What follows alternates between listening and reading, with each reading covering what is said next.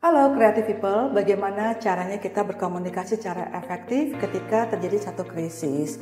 Mungkin Anda pernah mengalami misalnya kecelakaan kerja di dalam organisasi atau perusahaan Anda, lalu berkaitan dengan masalah sikap dari karyawan, atau bisa juga misalnya terkait dengan bencana alam seperti banjir, longsor, atau dampak dari perubahan iklim yang sudah kita rasakan saat ini. Nah, ketika kita mengalami berbagai hal yang terkait dengan krisis, itu tentu saja yang pertama kita harus mengidentifikasi, kita langsung bertemu dengan unit kerja mana, atau kita harus ketemu dengan pihak siapa saja.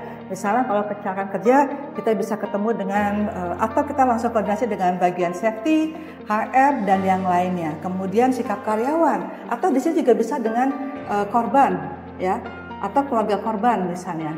Lalu kalau yang terkait dengan sikap, kita berhubungan dengan karyawan, HR, dan yang lainnya. Nah, setelah itu, koordinasi yang ketat itu, kita baru menyampaikan informasi yang dibutuhkan oleh publik kita, baik internal maupun eksternal. Jadi, tidak hanya publik eksternal aja yang kita sampaikan informasinya. Komunikasi yang intensif, koordinasi yang ketat, kerjasama yang baik, itu adalah kunci di dalam menangani krisis yang terjadi pada perusahaan atau lembaga kita.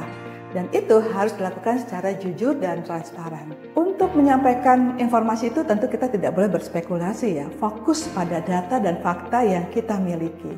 Dan setelah itu jangan lupa pesan yang disampaikan itu juga harus konsisten.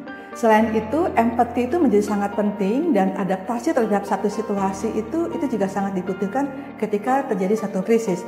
Tentu leadership memegang peranan penting dalam hal ini. Setelah semua kegiatan komunikasi kita lakukan dengan berbagai platform media, kita melakukan monitoring terhadap isu yang berkembang atau isu yang ada di media maupun di media sosial. Media sini maksudnya media massa, mainstream ataupun online media ya.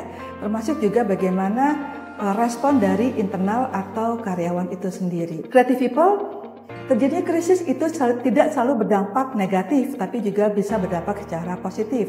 Kita bisa kemudian menyempurnakan strategi komunikasi, panduan penanganan krisis, ataupun kalau kita sudah punya SOP-nya. Kita juga bisa menjadi lebih dewasa, bahkan di dalam pengalaman saya kita malah menjadi lebih erat antar unit kerja karena menjadi satu teamwork yang solid ketika menghadapi satu masalah.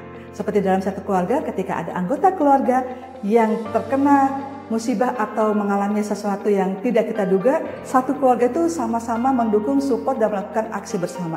Begitulah kalau kita menangani satu krisis di dalam satu organisasi atau perusahaan kita.